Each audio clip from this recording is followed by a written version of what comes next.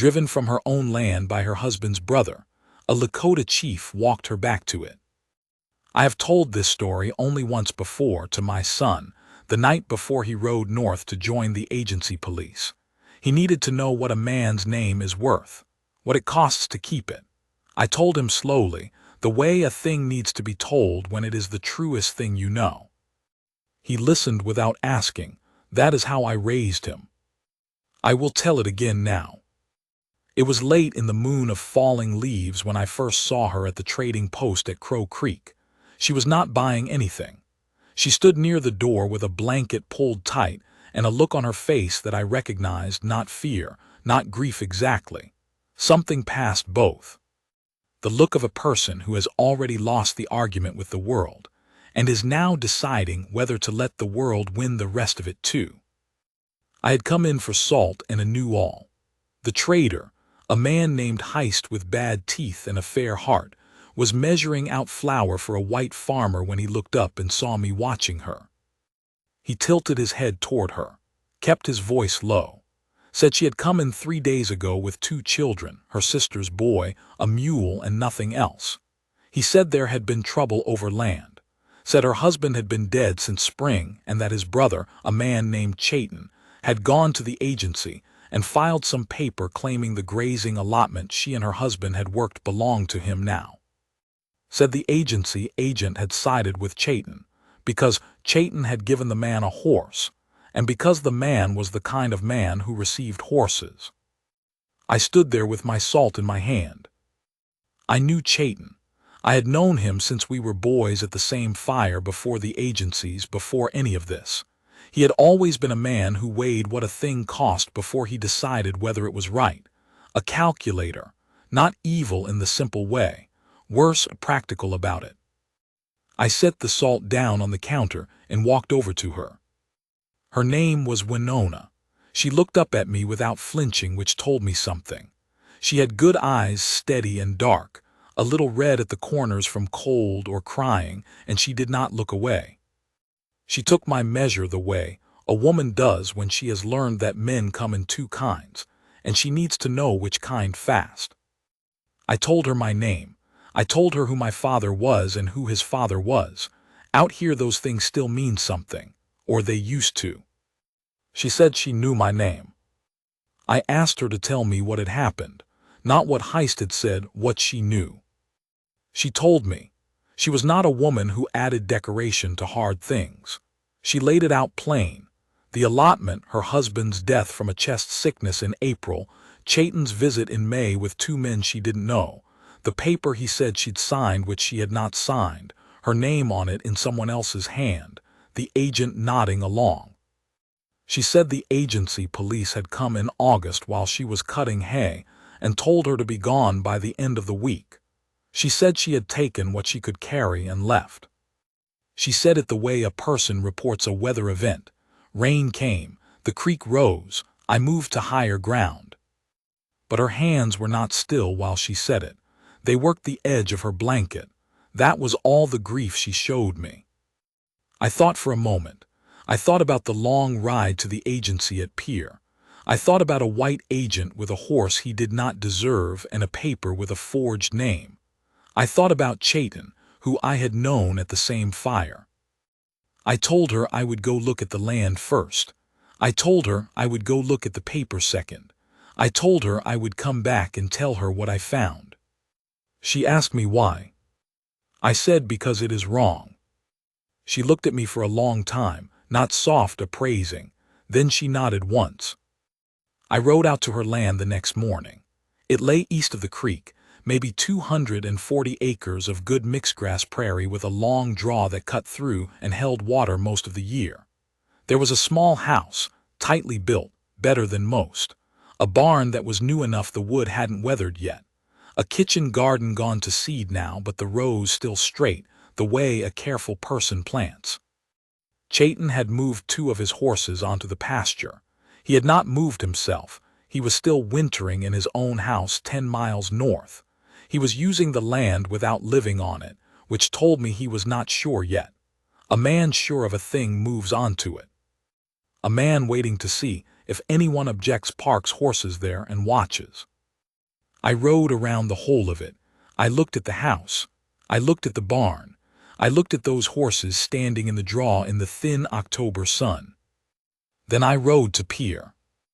The agency office smelled like paper and pipe tobacco and the particular sourness of a man who sweats but doesn't know it. The agent was named Greer. He was perhaps 40, pale, with the soft look of a man who had never done a thing that made his back hurt. He had the horse, a good buckskin, tied out front. It was better than any horse he'd have bought on an agent's pay. I asked to see the allotment file for the land in question. I gave him the legal description, which I had copied from the deed post at Crow Creek. He took a while finding it. Then he set it on the counter and watched me read it. The signature looked like Winona's name written by someone who had been told what the letters were but had never seen her write. The W leaned wrong. The loop on the final was closed where hers would have been open. I did not know this yet, but I would learn it. I asked Greer who had witnessed the signature. He said Chayton and one of his men. I asked if he had seen her sign it himself. He took a moment before he answered. In that moment, I understood everything I needed to understand about Greer. He said the transfer was legal and recorded, and that was the end of it. I looked at him. I am a large man, and I was 52 years old, and I had lived a life that left marks, and I looked at him for long enough that he picked up a pen and pretended to write something. I said I would be back. I rode back to Crow Creek, and I found Winona at Heist's, where she had been sleeping in the storeroom with the children. I told her what I had seen. I told her the signature was wrong, and I thought we could prove it. I told her there was a man at the Rosebud Agency, a half-blood named Archambault, who had helped 3 families with land disputes in the last 2 years and had won 2 of them. She listened, then she asked how long it would take. I said I didn't know, maybe the winter, maybe longer. She looked at the floor of Heist's store for a moment. I could see her doing the arithmetic of it, what she had, how long it would stretch, the children, the cold coming. She was not a woman who performed her thinking for you. She went somewhere private with it and came back with the answer. She said all right, she said she would wait. I said I would write to Archambault that day. She said she would need to pay me when it was resolved. I said she would not. She set her jaw. She said she did not want that kind of debt. I told her this was not debt. I said I was doing it because it was wrong, same as I'd told her at the start, and that I didn't keep accounts on doing what was right. She looked at me for a long time again, that same measuring look. Then she said she understood. I went and wrote the letter. Archambault came in December. He was a small, quick man who wore a city coat and carried 3 satchels full of papers wherever he went. He looked at the file, looked at the signature, took out a glass lens and looked at it again, and said what I had suspected. The pen pressure was wrong, the hand was wrong, and there was a second signature on a different part of the document, a mark Winona had made on an unrelated grazing permit the prior year that matched nothing on the transfer. He said we needed a federal magistrate. He said the nearest one sat in Yankton and came through Pier twice a year, and the next session was in February. He also said that, in the meantime, Chayton could not be prevented from using the land without a court order, and that getting a court order before February was unlikely. I thanked him, I paid him for his time. He rode back south. I sat in Heist's store that evening and thought about February, about Chayton's horses in that draw all winter, about Winona and the children in a storeroom. The next morning, I rode north to Chayton's place. I had not seen him in perhaps 3 years. He had put on weight. He came to the door with a look on his face like a man who has been expecting a collection and is deciding whether to be cordial about it. I told him I had been to Pier. I told him I had seen the file. I told him what Archambault had said about the signature. He said the transfer was legal. I told him we were going to Yankton in February, and that by spring his name was going to be known across 3 agencies as a man who forged his dead brother's wife's name to steal land from her children. He said the agent had verified it. I told him what Greer's horse was worth. Chayton's face did a complicated thing, the calculator running. I told him he could give the land back now before Yankton, and we would say no more about it. I told him that if we went to Yankton, the magistrate would likely void the transfer. There would be a federal inquiry into the forgery, and whether or not that inquiry went anywhere, his name would go everywhere. A long silence. The wind came off the flats.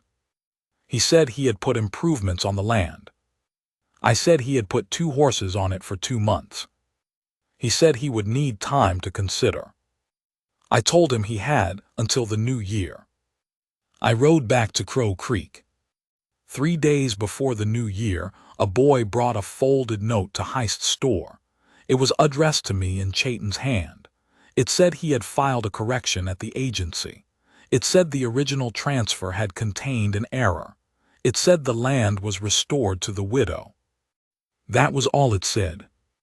I read it twice, then handed it to Winona. She read it, read it again, set it on the counter very carefully, the way you set something down when you're not sure yet if it's real. Then she picked up her coffee cup and held it with both hands and looked out the small, dirty window at the frozen creek. I watched her. I could see the muscles in her jaw working. She was not going to cry in Heist's store, and she did not. After a while she said, "When can we go?" I said we could go in the morning if the weather held. She said the weather would hold. It held. We left before full light, Winona on the mule with the smaller child in front of her, the older child riding behind me, Heist's dog following us uninvited for the first 2 miles before it gave up and turned back. The ground was frozen and rang under the horse's feet. The sky was the pale gray of a tin plate. You could smell snow coming, but it was not here yet. I remember the sound of that morning, the particular silence of frozen ground and no wind.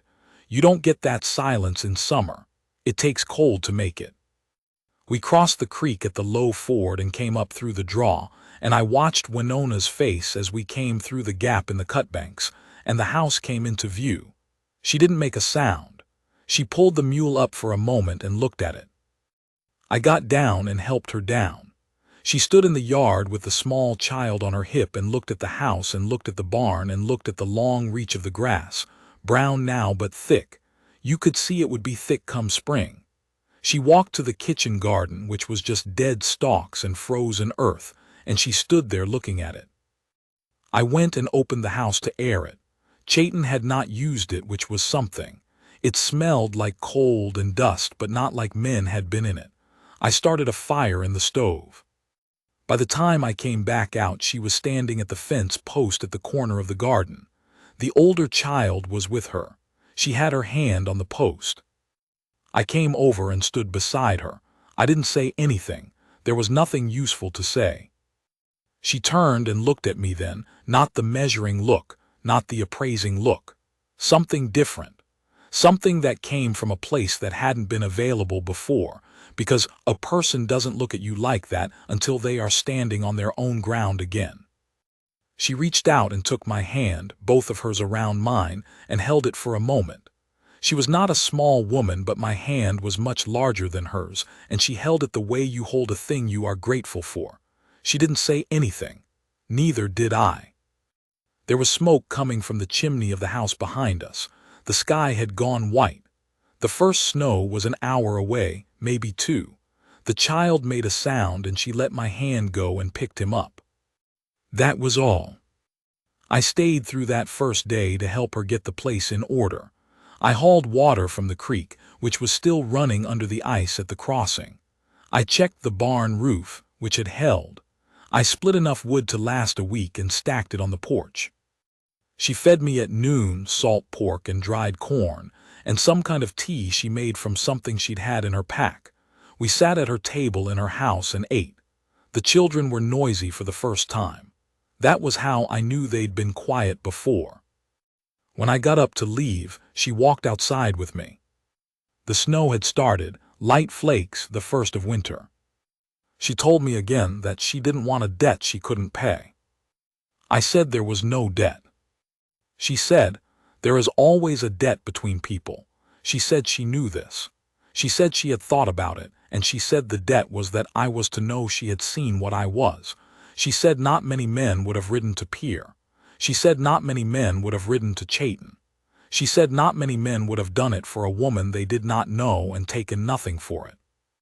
I told her I'd eaten her salt pork. She smiled at that. It was the first time I had seen her smile, and it changed her face completely, not softened it, opened it, like a door you didn't know was there. She said, come back when the snow settles. She said she would still be here. I rode home through the snow, and I thought about that for a long time. I came back in the first week of February, when the worst of the cold was past.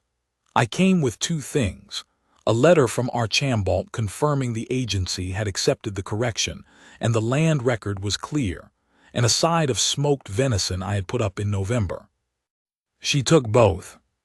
She had the house tight and warm, and the children looked fed. She had cut a new door for the barn, better than the old one. She had made a list of the work the spring would need, and she showed it to me, and we went through it together, talking about what needed doing first and what could wait. I stayed 3 days. I came back in March. I came back in April when the grass was coming, and there was work with the fences that a man is useful for.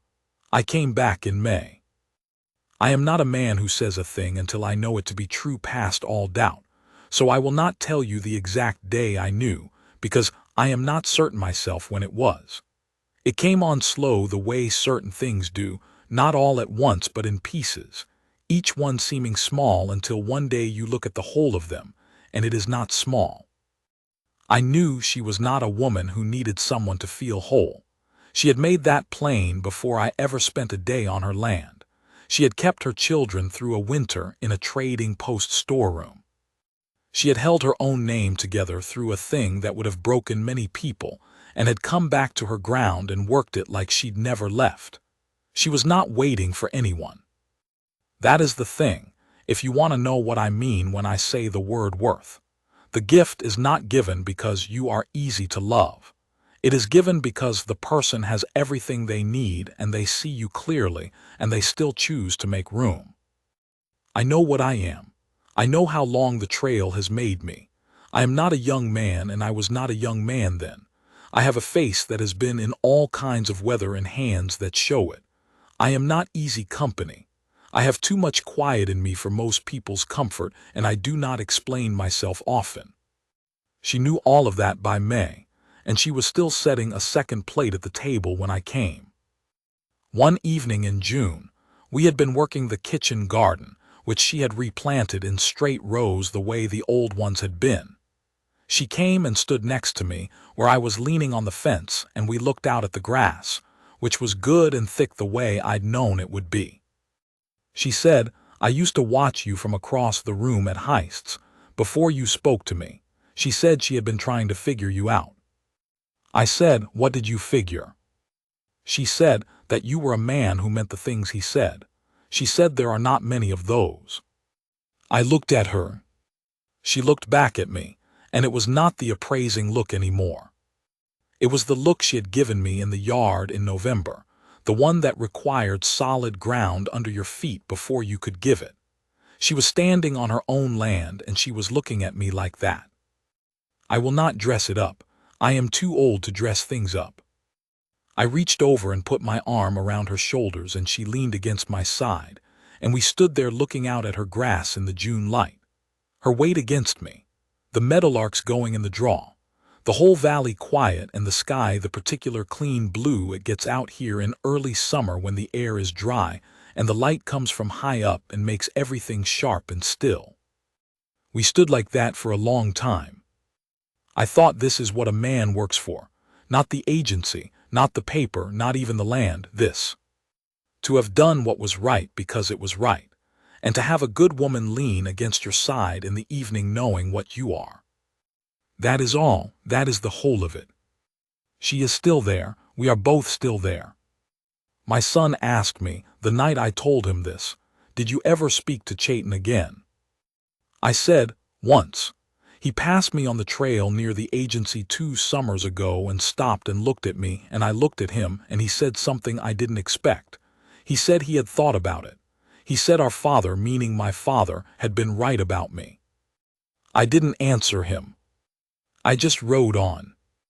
My son thought about that for a while. Then he said, "Was that enough?" I said it was what it was.